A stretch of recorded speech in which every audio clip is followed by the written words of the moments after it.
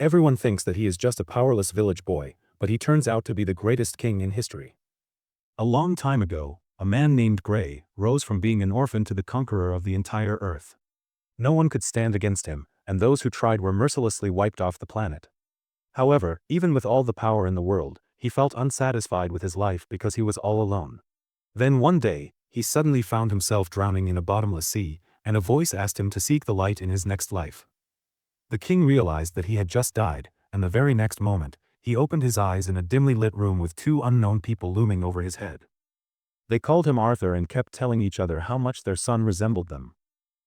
Even though he had no idea who these people were or where he was now, he now realized that he had been reborn with the full consciousness and knowledge from his past life. The great king, who is now just an ordinary infant, finds his new life as Arthur incredibly embarrassing. He can't control his body very well, and acting like a child while his parents clean his diapers fills him with shame. One day, Arthur sees his father using magic to strengthen his body so that he can plow their fields with just one punch, and then his mother healing him after he gets injured. That is the first thing that makes him curious, and he realizes that this world is not Earth because it has magic.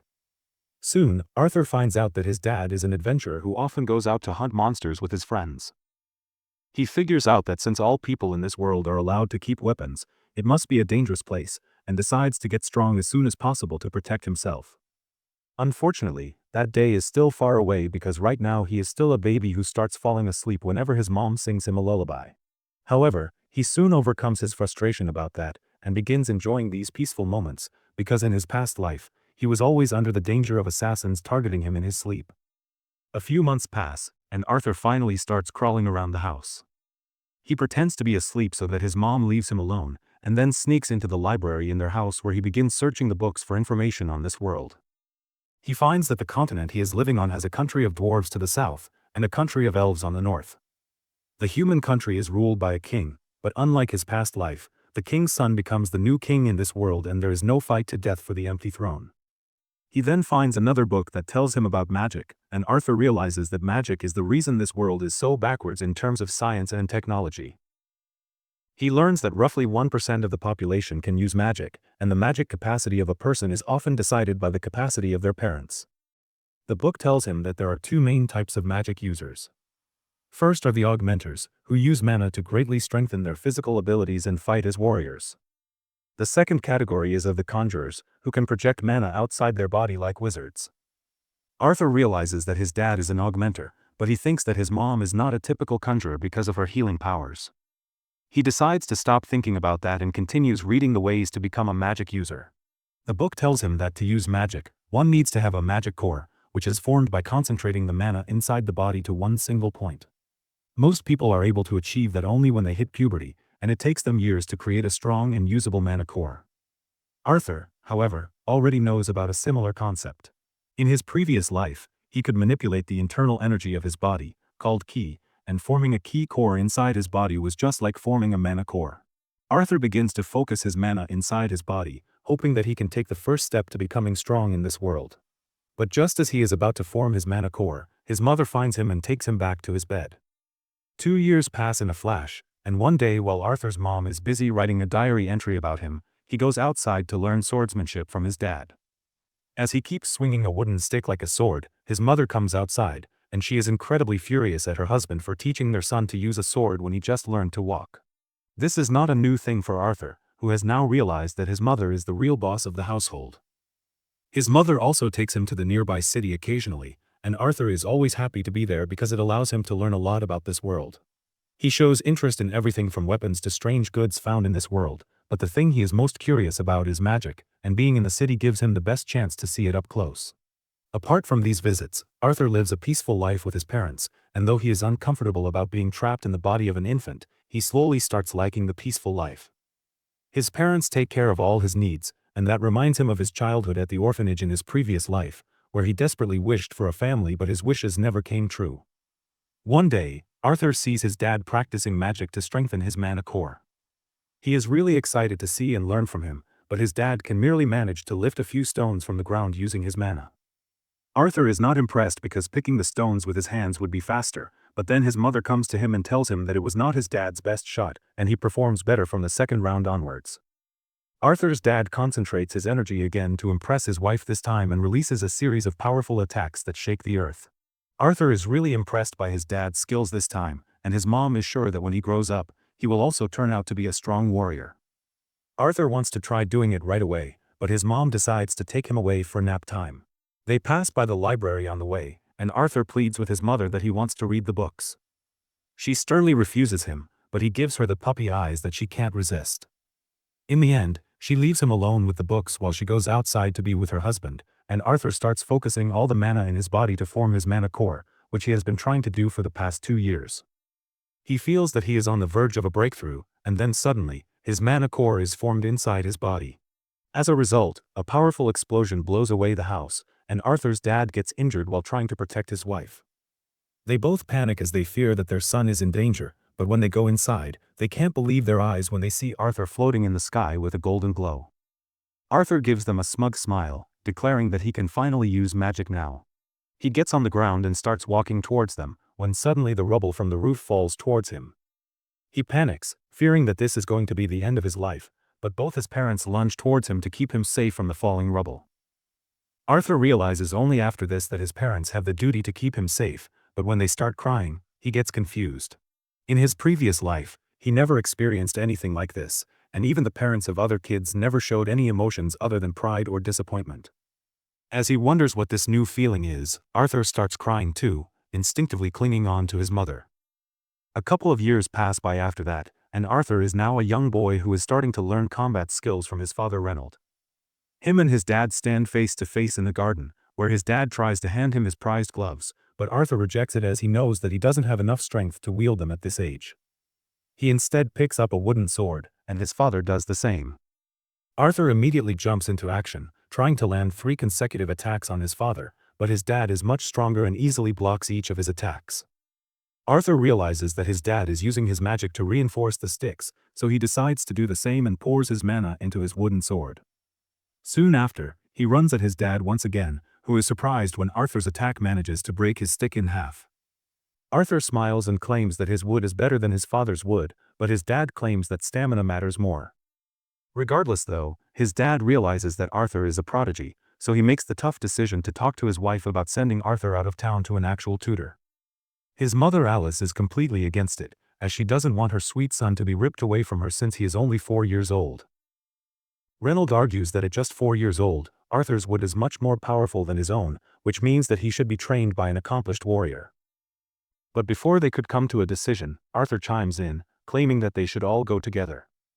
Even though it sounds like a pretty dumb idea, both the parents immediately agree, probably because the housing crisis hasn't really affected their world yet. A couple days later, Alice and Reynold's previous members arrive to travel with them, and Arthur introduces himself to all of them. His parents' old party consisted of Adam, the leader, Angela, the big-jugged woman, Dur, the average-looking man, Helen, the archer, and Jasmine, the manic pixie girl who seems suspicious of Arthur for some reason. Soon they decide to start moving, and Arthur learns that this world still uses a pretty primitive mode of transport compared to his world where they got Erebers to go everywhere. A little while later, they decide to sit down for a bit to eat, but that doesn't go so well when a bunch of wolf monsters appear out of the forest because of the smell of food.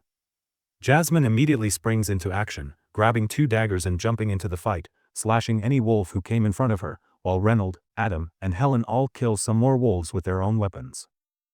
Meanwhile, Dur and Angela use their magic to completely destroy the remaining beasts. That night they feast on the flesh of the monsters, and after a while, Alice notices that Reynold is still bleeding from his arm and decides to heal him. The rest of the party members immediately stand up from their positions and create a protective circle around them, which confuses Arthur, but he soon gets to know that Alice is a very special mage who has healing magic, which is extremely rare. Because of its rarity, Alice is always at threat of being captured, and that was one of the reasons they moved to the countryside in order to stay below the radar. Thankfully, the healing magic works without any issues, but after that, Adam decides that he needs some exercise and asks Arthur to train with him. Arthur agrees to the training while Adam wraps his sharp spearhead with some cloth to prevent any damage. They get ready for the sparring session and charge up their weapons with mana, but to Adam's surprise, Arthur decides to make the first move as he uses magic to enhance his speed, moving at the speed of lightning towards Adam before disappearing and then appearing behind him, taking Adam by surprise. Unfortunately, Arthur ends up slipping, which gives Adam the time to react, and soon they get locked in an intense back and forth. Everyone is shocked by Arthur's quickness, but at the last moment, he gets thrown away into the air because of his light body, and Angela is forced to save him with her wind magic. He lands softly on the ground below, while the rest of the team members start scolding Adam for going overboard against such a little boy.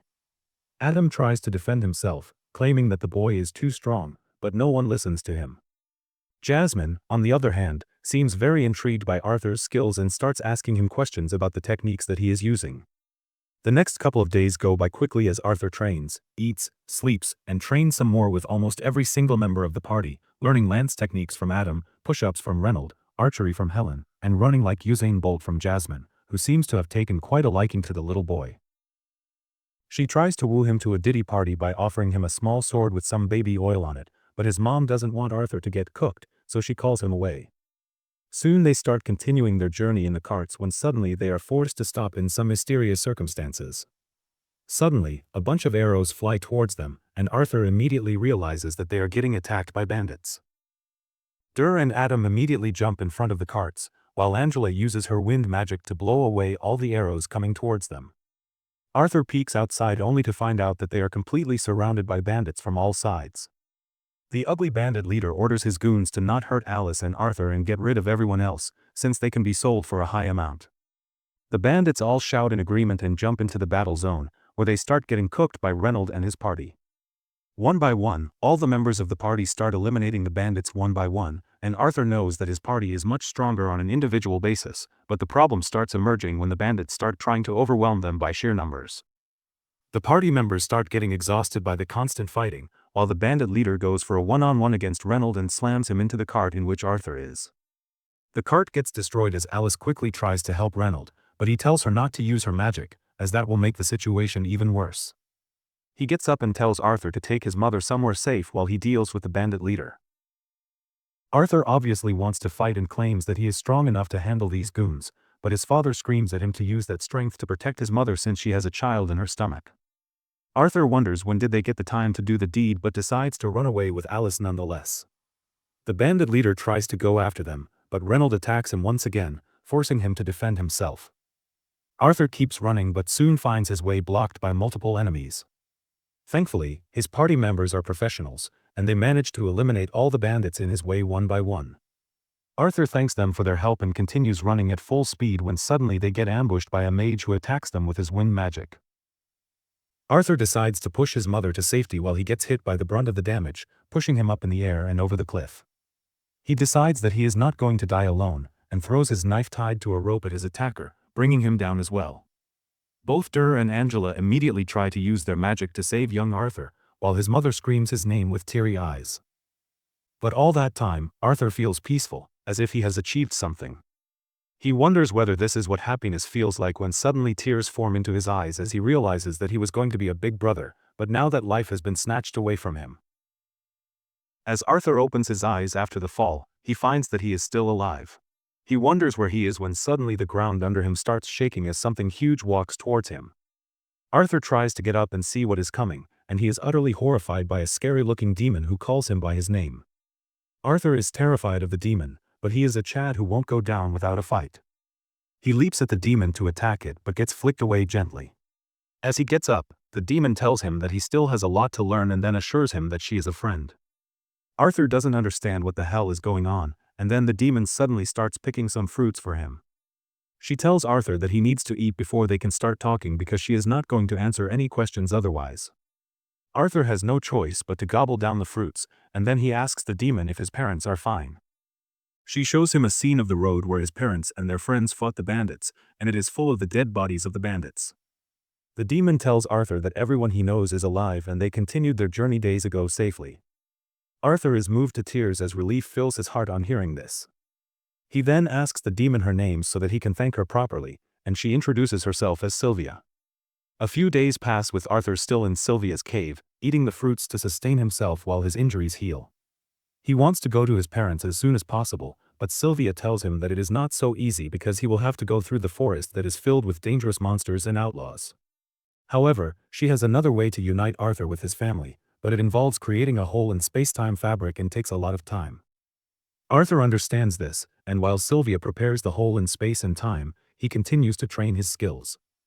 He now understands that even though Sylvia looks like a demon, she is really kind-hearted, and more than that, she cares a lot about him specifically. One day as Arthur is working on his mana, Sylvia decides to teach him a trick humans don't know. She gathers mana from the air and forms a ball in her hand, surprising Arthur, who has never seen anything like this before. Sylvia tells him most humans think that they can either gather mana or use it, but in nature, many creatures can do both things at the same time.